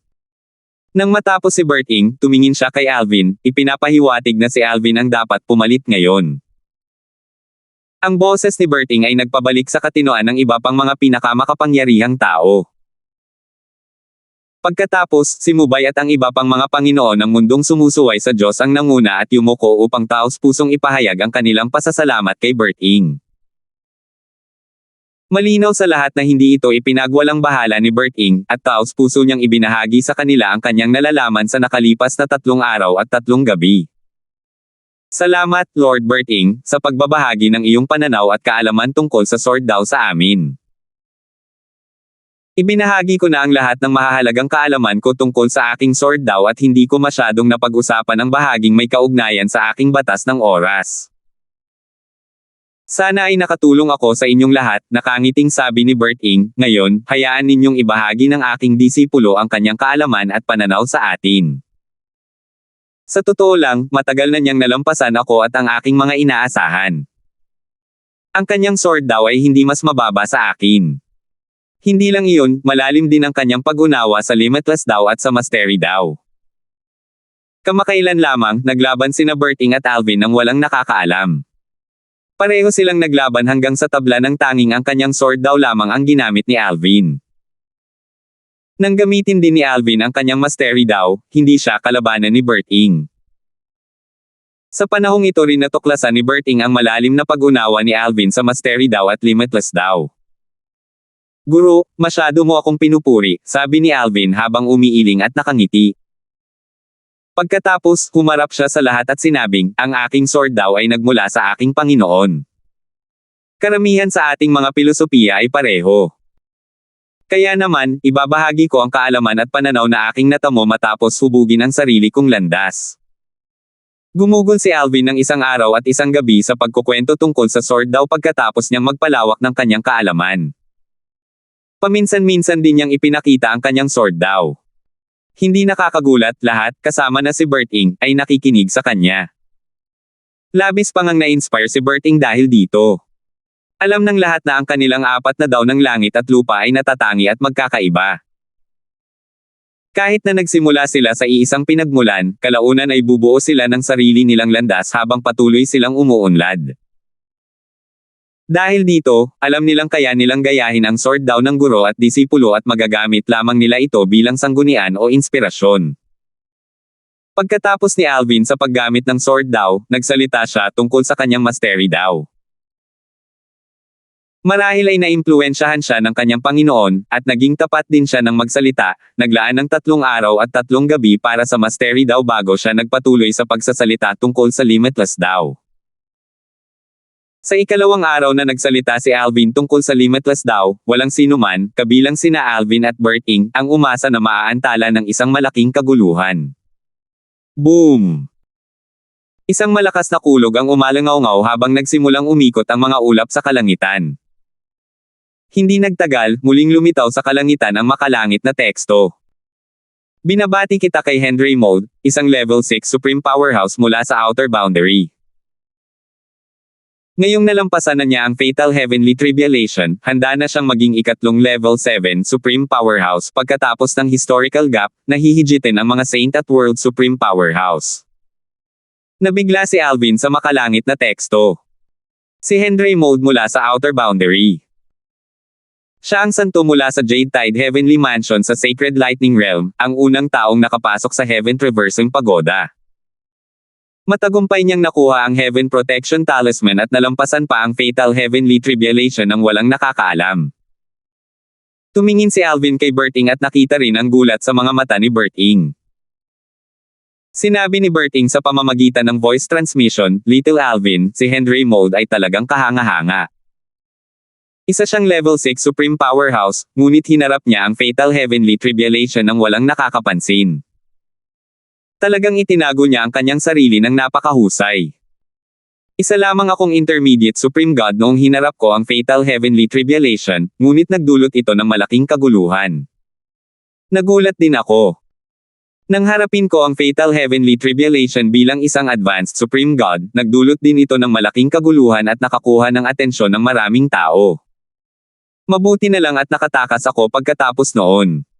Kung hindi, mamamatay na sana ako. Malinaw na nakahanap si Henry Mold ng isang napakalayong lugar para harapin ang Fatal Heavenly Tribulation at gumamit din ng ilang paraan para itago ang kaguluhan. Dahil dito, hindi na niya kailangang mag-alala na baka may iba pang sadyang manggulo sa kanya para saruan siya. Hindi na kailangang sabihin pa, nagulat din sina Mubay at ang iba pang mga pinakamakapangyarihan. May isang tao ba mula sa Outer Boundary na nakaligtas sa Fatal Heavenly Tribulation? Isa siyang saint, o ang tinatawag nating World Supreme Powerhouses dito. Hindi ko inaasahan na malalampasan ng isang World Supreme Powerhouse ang Fatal Heavenly Tribulation. Tiyak na nakuha niya ang Heaven Protection Talisman mula sa Heaven Traversing Pagoda. Biglang. Binabati kita kay Henry Mold mula sa Outer Boundary. Ilang sandali matapos niyang malampasan ang Fatal Heavenly Tribulation, siya na ngayon ang ikatlong level 7 Supreme Powerhouse pagkatapos ng historical gap. 4,583. Ang bilis niya namang nakalusot. Labis na nagulat ang mga Supreme Powerhouse mula sa God-defying world. Batay sa kanilang nalalaman, sina Alvin at Berting ay naging level 7 Supreme Powerhouse matapos malampasan ang Fatal Heavenly Tribulation. Sa kanilang dalawa, mas matagal bago nakalusot si Alvin. Ilan sa kanila ay tumingin sa dalawa at nagtanong tungkol sa bagay na ito. Hindi ito nakakagulat, sabi ni Berting, si Henry Mold ay isa ng level 6 Supreme Powerhouse, isang level na lang bago maging level 7 Supreme Powerhouse. Matapos malampasan ang Fatal Heavenly Tribulation, natural lang na hindi magtatagal para makalusot siya. Patuloy na sinabi ni Berting, para sa akin, naharap ko ang Fatal Heavenly Tribulation noong isa pa lamang akong intermediate Supreme God. Pagkatapos ng Tribulation, naging Advanced Supreme God muna ako bago naging Supreme Powerhouse. Dahil sa pag-unawa sa aking batas at sword daw, naging level 7 Supreme Powerhouse ako pagkatapos noon. Tungkol naman kay Little Alvin, isa siyang Advanced Supreme God nang malampasan niya ang Fatal Heavenly Tribulation. Bago iyon, hindi niya pinapansin ang pag-akit mula sa kaharian ng mga Supreme Powerhouse. Sigurado akong alam ng lahat kung bakit niya ginawa iyon. Sa ganitong mga sitwasyon, kinailangan niyang pilitin na makapasok sa kaharian ng mga Supreme Powerhouse kahit na nalampasan na niya ang Fatal Heavenly Tribulation. Sigurado akong alam ninyong lahat kung gaano kahirap makapasok sa kaharian ng mga Supreme Powerhouse matapos baliwalain ang tawag sa unang pagkakataon. Dahil sa lahat ng mga kadahilanang ito, siya ang pinakamatagal na naabot sa aming tatlo bago naging isang level 7 Supreme Powerhouse, paliwanag ni Berting. Tumango ang mga Supreme Powerhouse, naliwanagan. Sa katunayan, marami silang alam na bagay na itinuro ni Bert Ing, ngunit hindi nila pinagsama-sama ang lahat. Kaya naman, nalitaw sila nang malaman nilang si Henry Mold ay naging isang level 7 supreme powerhouse ng napakabilis matapos malampasan ang fatal heavenly tribulation. Hindi ko talaga inaasahan na ganito kabilis lilito ang ikatlong level 7 supreme powerhouse. Marami sa mga supreme powerhouse ng God-defying world ang nakasimangot. Tutal, ang paglitaw ng isang level 7 supreme powerhouse mula sa outer boundary ay hindi naging kapaki-pakinabang sa God-defying world. Nakuha lang nila ang kalamangan ng sina Alvin at Bert Ing ay naging level 7 supreme powerhouse, ngunit ngayon, isa na naman ang lumitaw pagkatapos ng paglitaw ng mga bagong pasukan sa Heaven Traversing Pagoda. Batay dito, ibig sabihin ba nito ay maraming level 7 supreme powerhouses ang lilito sa lalong madaling panahon? Ang langit ay talagang hindi patas sa pagbibigay sa kanila ng ganitong shortcut. Maraming supreme powerhouse mula sa God-defying world ang nakaramdam ng hindi pagkakontento para kina Alvin at Bert Ing, ngunit nanatiling kalmado ang dalawa. Matagal nang natanggap ng dalawa ang bagay na ito. Bukod dito, sa kanilang palagay, kung walang level 7 supreme powerhouse maliban sa kanila, magiging napakalungkot nito. Kung walang kompetisyon at motibasyon, magiging nakakabagot ang kanilang landas sa paglilinang. Sa oras na ito, nang marinig ang mga salita sa kanyang paligid, umiling ang matandang lalaki sa tabi ni Mubay at sinabing, kahit na may Heaven Protection Talisman para harangan ang tatlong atake mula sa Fatal Heavenly Tribulation, hindi pa rin madali para sa mga level 6 Supreme Powerhouses na makaligtas sa Tribulation. Bumantong hininga ang matanda at nagpatuloy sa pagsasabing, hindi ito kasing simple ng iniisip mo. Ang Henry Mold na nabanggit sa Heavenly Text ay dapat na siyang Henry Mold na kilala ko. Isa siyang sikat at makapangyarihang supreme powerhouse mula sa Jade Tide Heavenly Mansion ng Sacred Lightning Realm. Noong bata pa siya, isa rin siyang sikat na prodigy sa Outer Boundary. Dahil lang sa tila madali para sa kanya na malampasan ang Fatal Heavenly Tribulation, hindi ibig sabihin na ganoon din ang mangyayari sa iba. May mga chismis na namatay siya noong nakaraang Heavenly Tribulation niya. Sino ang mag-aakala na buhay pa siya? Bahagyang bumuti ang ekspresyon ng mga makapangyarihan sa lahat na nakaramdam ng pagkadismaya matapos marinig ang mga salita ng matanda. Sa pagkakataong ito, sinabi ni Alvin, balik na tayo sa ating ginagawa. Kasunod nito, nagpatuloy si Alvin sa pagsasalita tungkol sa Limitless daw. Ang kanyang kaalaman tungkol sa Limitless daw ay nagmula sa mga alaala ng Elder Void, ngunit matagal na rin niya itong pinag-aaralan. Dahil dito, mas lalo pa siyang sumulong. Katulad ng mga pinakamakapangyarihang tao na nakikinig ng mabuti kay Alvin, maraming tao mula sa God-defying world ang nakaramdam ng pagkadismaya para kina Alvin at Bert Ing, nagtataka kung bakit ang langit ay hindi patas sa kanila at pinapaboren ang iba. Hindi nakakagulat, ang tagumpay ni Henry Mold ay hindi lamang nagulat sa mundo ng mga sumusuway sa Diyos, kundi pati na rin sa iba pang mga mundo, lalo na sa tatlong mataas na mundo. Sa oras na ito, mayroon ng ilang tao mula sa tatlong mataas na mundo na nakapasok sa Heaven Traversing Pagoda, ngunit karamihan sa kanila ay hindi nagtagumpay. Sa kanila, dalawa lamang ang matagumpay na nakakuha ng Heaven Protection Daw Talisman. Isa sa kanila ay si Homer, ang World Supreme Powerhouse mula sa Sunbright World, at si Arthur Fang, ang World Supreme Powerhouse mula sa Transcendence World.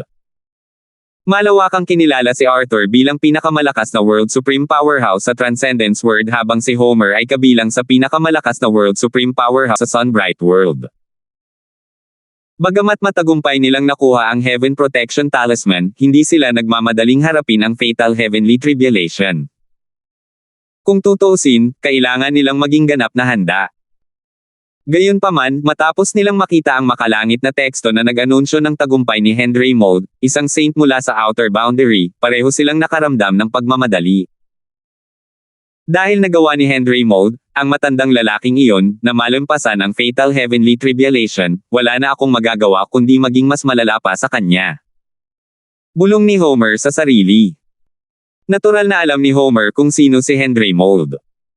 Si Henry Mold ay mula sa parehong henerasyon ng kanyang amo. Dati, natalo ni Henry Mold ang kanyang amo sa isang sparring session. Matapos siyang maging isang level 6 supreme powerhouse, sinubukan niyang hamanin si Henry Mold na ipaghiganti ang kanyang amo. Gayunpaman, sinabihan siyang wala si Henry Mold sa Jade Tide Heavenly Mansion. Nakapunta na siya sa Jade Tide Heavenly Mansion ng ilang beses ngunit nabigo siyang makita si Henry Mold.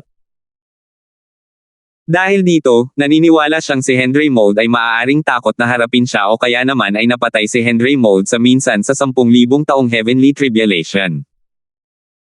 Marahil, itinago ng Jade Tide Heavenly Mansion ang balita tungkol sa pagkamatay ni Henry Mold. Pagkatapos lamang lumitaw ang makalangit na teksto ngayon ay saka lamang kinumpirma ni Homer na buhay pa si Henry Mold. Tulad niya, nakuha ni Henry Mold ang Heaven Protection Talisman mula sa Heaven Traversing Pagoda. Gayunpaman, hindi tulad niya, si Henry Mold ay naging isang level 7 supreme powerhouse na sumali sa hanay nina Alvin at Bert Ing. Hindi naman niya ako dapat iwasan kung bibisitahin ko siya ngayon, di ba? Nilabanan ni Homer ang kutob na harapin agad ang Fatal Heaven Tribulation at mabilis na nagpas siyang bisitahin si Henry Mold. Gusto niyang makausap si Henry Mold para magdesisyon kung kaya na ba niyang harapin ang Fatal Heavenly Tribulation ngayon. Ganito rin ang iniisip ni Arthur kay Homer. Katulad ni Homer, dumanas din siya ng maraming paghihirap para makarating sa kinalalagyan niya ngayon. Kaya naman, hindi niya basta-basta isusuko ang kanyang buhay. Humingi muna tayo ng gabay kay Senior Henry Mold. Dahil doon, mabilis na nilisan ni Arthur ang mundo ng transcendensya. Salamat po at sinamahan ninyo ako. Ingat lagi mga master.